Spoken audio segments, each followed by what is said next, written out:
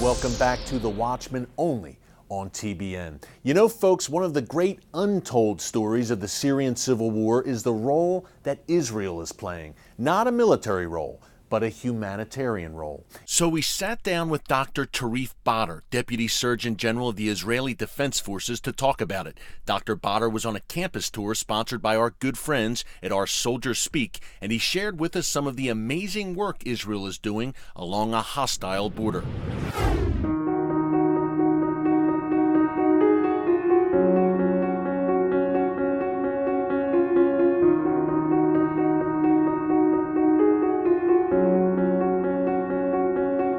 You cannot stand aside and do nothing when you see children, women, and men, of course, with the severe injuries, hit by their brothers or their neighbors, and you cannot stand aside and do nothing.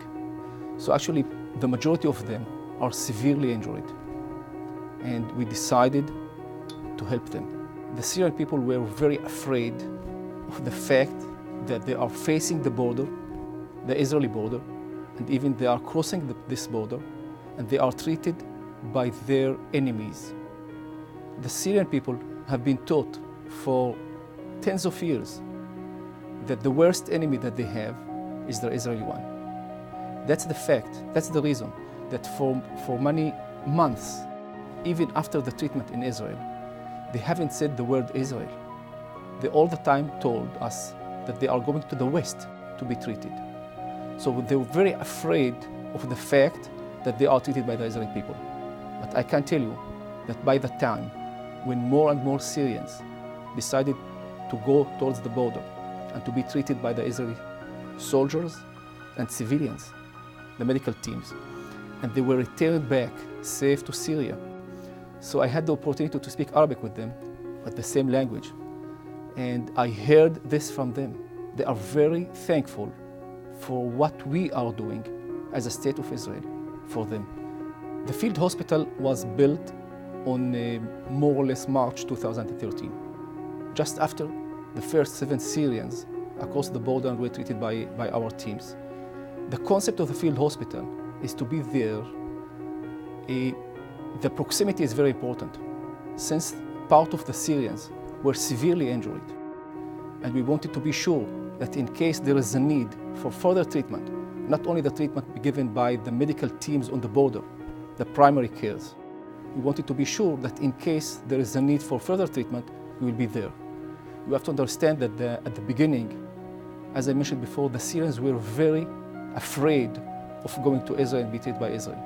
So building this field hospital just near the border, so we can treat them there, on the border, treat them on this field hospital, save their lives, do whatever is needed, initial treatment, operations, or whatever, and then send them back to Syria.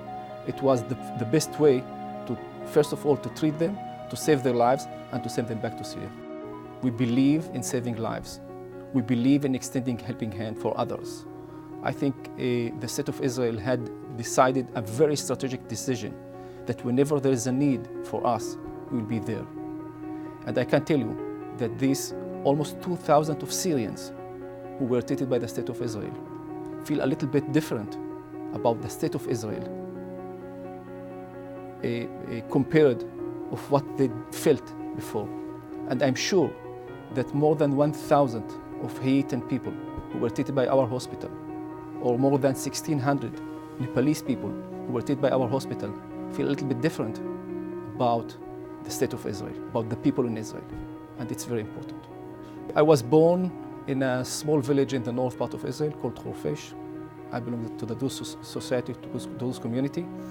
My dream was to be a physician, and I fulfilled this dream. And since I studied before the graduation, so I went to the military service. And since 1993, I'm an officer in the military service in the IDF Medical Corps, and I'm proud to be now the Deputy Surgeon General, and actually one of the candidates of being the next Surgeon General. I think one of the strengths of the State of Israel is that in my position can be an officer or physician who belongs to a minority in the State of Israel. And I think it's It's a wonderful thing.